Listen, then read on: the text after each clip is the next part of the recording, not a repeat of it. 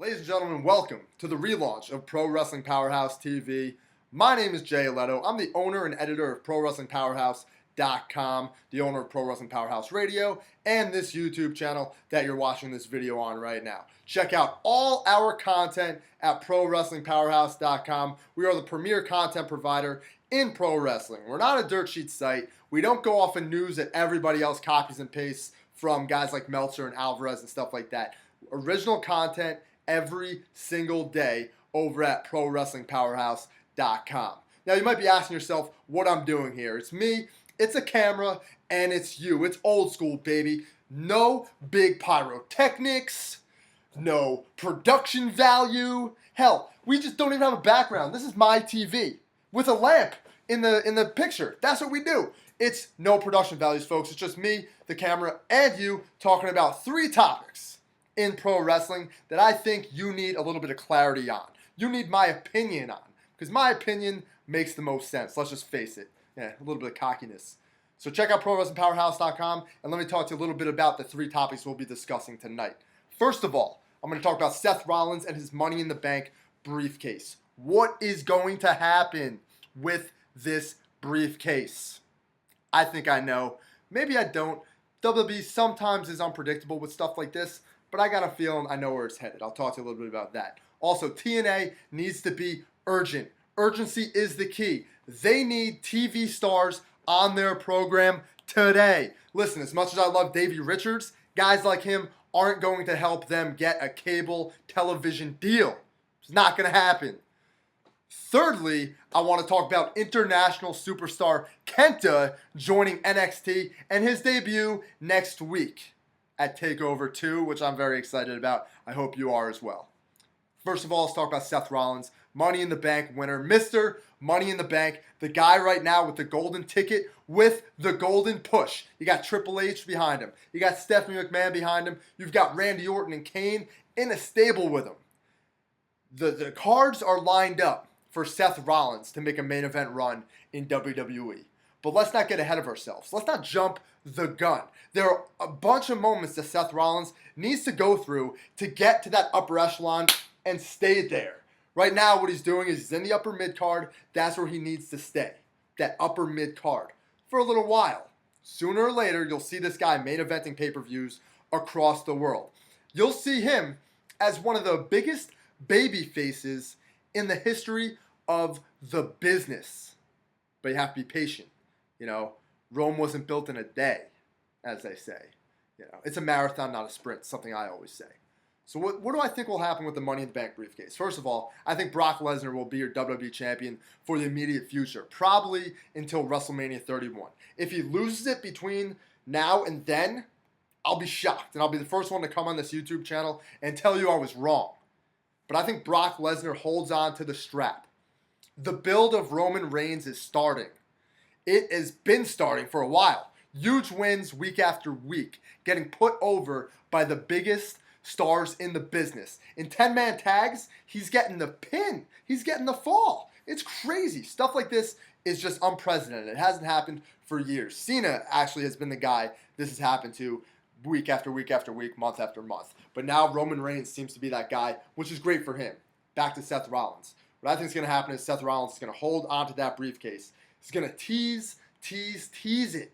Every single time he tries to cash it in, it's going to be a tease. It's going to get you and me on the edge of our seats thinking this is the night.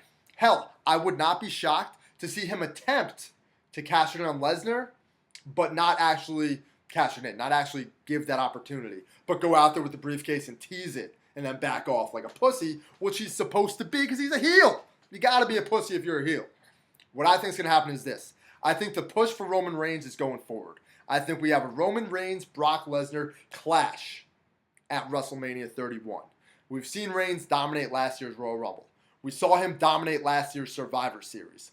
We've seen him with a huge win at WrestleMania, SummerSlam, and basically every other pay-per-view he's been involved in. Not always winning, but having great matches, big time, big matches. And it's going to continue. Now, I see he's going to win the Royal Rumble this coming year. If he doesn't win the Royal Rumble, I will be shocked. Roman Reigns is being set up as the golden boy, the next it guy for WWE. Now, the build to WrestleMania is important. You're going to have a couple months between WrestleMania and, between the Royal Rumble and WrestleMania. That's my fault. Royal Rumble, WrestleMania got a couple months build up. They have to utilize this perfectly. What they need to do is build Roman Reigns up to be a monster. You have to show him training specifically for Brock Lesnar. You have to keep him safe. You can't put him in scenarios where he looks weak at all, because if Brock Lesnar is going to be the most dominant WWE champion ever, you need to have a guy beat him that is going to be the next big player. And I think Roman Reigns is the guy. Where does Seth Rollins fall into this? WrestleMania 31. Reigns in a battle, in an epic battle, the main event of the show, somehow, some way, gets a spear, defeats Brock Lesnar for the championship. This is when Seth Rollins tries to cash in. This has never happened before. WWE loves to do things that have never happened. There's never been a cash in at WrestleMania. Next year will be the year. So I think Rollins tries to cash in on Reigns. Reigns is victorious once again, and he goes on to be the new guy for WWE. We'll probably see John Cena's role cut back just a little bit. I'm not saying he's going to be off the card. I'm not saying he's going to be Shawn Michaels or The Undertaker. I think you'll see him take a little bit of time off here and there, and they're going to put more of the load on Roman Reigns' giant back. Seth Rollins, on the other hand, will cash in because Triple H or somebody makes him. After WrestleMania, no longer has a briefcase, cashed in unsuccessfully on Roman Reigns. This is where you build him up as your next big babyface as well. Keep him away from Ambrose. Keep him away from Reigns. Have him do something completely different. Maybe have him feud with Orton, somebody like that. Maybe returning Batista.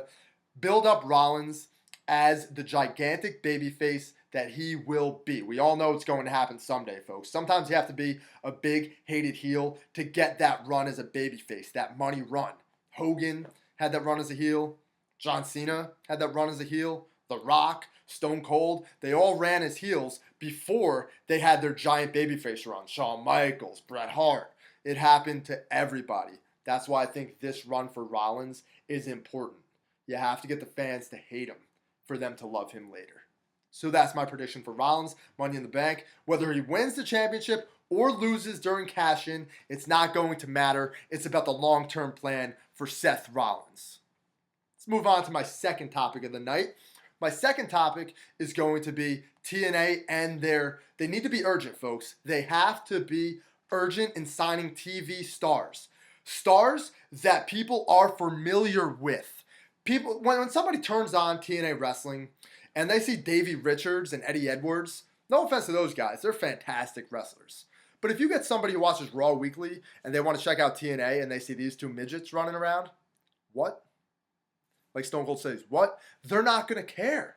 Maybe they'll be a little intrigued. Maybe they'll be like, oh, maybe this is the next Daniel Bryan. But it's not going to help. When somebody like Hulk Hogan leaves your brand, walks away from TNA. Look at this. He walked away a few months ago. Now what's happening? Spike TV wants nothing to do with him because they saw the biggest icon in the history of pro wrestling walk away. Then you got guys like Sting walking away. You got AJ Styles walking away. All these big names just walk away from your company. There shouldn't be any shock involved with the fact that TNA is struggling to get a cable deal solidified. That leads me to why they need to be urgent in signing TV stars. They need to bring in a guy like Del Rio. I don't care if he doesn't want to work there. I don't care if he's not interested in going there, if they're not interested in him. They need to try. They need to give it their all. They need to go out there and say, Alberto, what's your hot button? What do you want in a pro wrestling company? How do you want to be packaged? Let's give you a little bit of creative freedom here, Alberto. Let's get you on our channel. Let's have you tweet it out to your 500,000, 600,000 Twitter followers that you're now with TNA. All those Latinos will probably tune in. Hell, listen to not even that. Rey Mysterio's another guy. He might be leaving WWE. If TNA's still around when he gets out of his contract, they need to get him. And I'm going to mention this guy even though I know he's not going to go there. I know it's not going to happen. But they need to try to go get CM Punk. They really do. Again, I know it's highly unlikely. I know how CM Punk is. We all know how CM Punk is. Like Michael Hayes said in the DVD, he could be a moody prick sometimes. Yeah, he could be a moody prick. But if they give CM Punk some kind of creative control, if they open up the checkbook, if Dixie gets her dad to open up the effing checkbook and write him a check bigger than God, maybe, just maybe, they could bring him to the brand and turn things around a little bit and show Spike TV that, hey, we are trying to resurrect this company. We're not going down without fighting. That's what they need to do. Is it unlikely? Absolutely. But if they're not doing it, I'd be shocked. I'd be appalled by what their attempt is to try to refurbish this brand. Because right now, what you're doing, as good as the TV shows have been, don't get me wrong, the TV shows have been better over the past 3 months. But what you're doing, as far as bumping your rating, as far as increasing your brand, is not working. So TNA, let's try to get some TV stars on board. Anybody who's released by WWE, anybody who's been at WWE and was a big star and isn't currently signed, try to get them. Please. We need TNA to survive. I want them to survive. You want them to survive. We all do. So please go and do your best. Bully Ray just left too. Bully Ray has been one of the heart and souls of TNA over the past 3-4 years with the Aces and Eights stable, with his push against Dixie Carter recently, the babyface push. He was gearing up to be the next big star for years to come. Uh-oh, my computer went off. No problem, that happens sometimes. The next big star for years to come. But he's leaving. He's done. It's a shame. So TNA, go get out there and get you some TV stars. Third topic on the agenda, and I'll keep this short and sweet. KENTA, international superstar KENTA, is set to make his debut on the WWE Network for just $9.99 this coming week at TakeOver 2. Now, I don't know if you're familiar with KENTA, but if you aren't, you should go check him out. He has had some amazing matches. I'll never forget Final Battle 2005 in Ring of Honor.